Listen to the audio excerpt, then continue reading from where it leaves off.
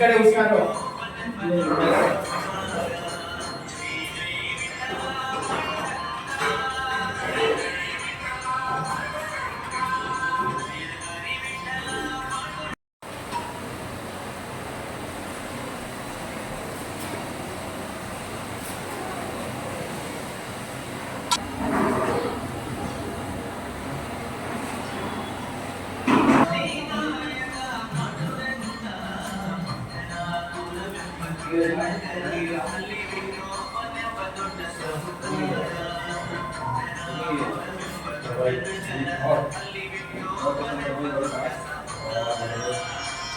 ಈ ಕಡೆ ದಿನ ಹೊಡೆದಲ್ಲ ಇದು ಅದು ಈ ಕಟ್ಟಾಗಬೇಕು ಹೇಗೆ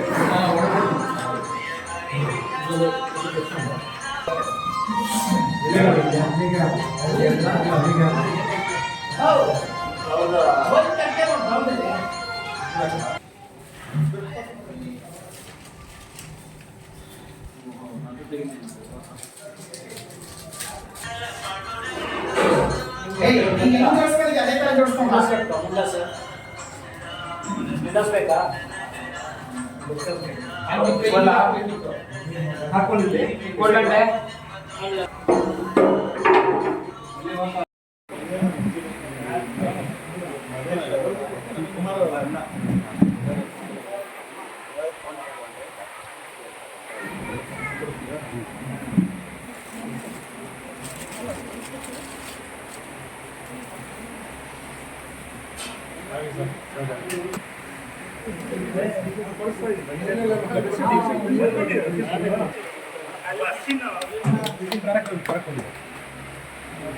ಇಲ್ಲೇ ಹೇಳ್ಕೊಡಪ್ಪ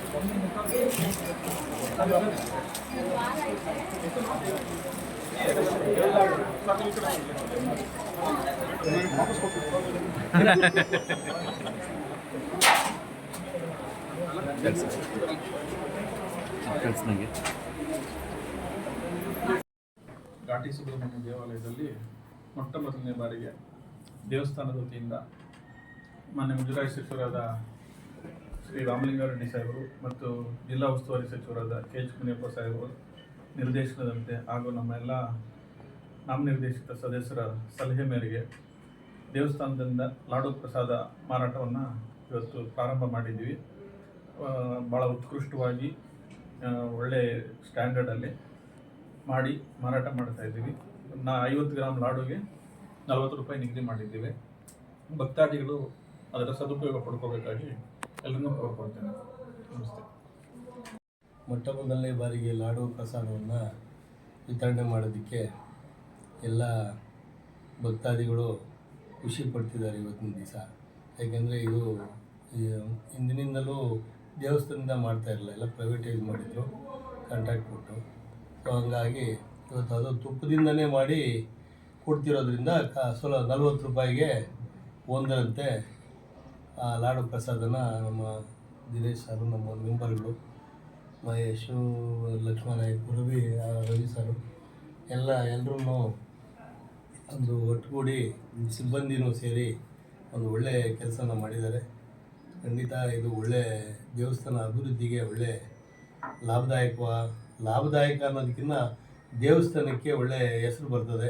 ಒಳ್ಳೆ ಕ್ವಾಂಟಿಟಿ ಲಾಡು ಕೊಟ್ಟರೆ ಭಕ್ತಾದಿಗಳು ಸಂತೃಷ್ಟಿಯಿಂದ ಅದನ್ನು ಪ್ರಸಾದ ತೊಗೊಂಡು ಹೋಗ್ತಾರೆ.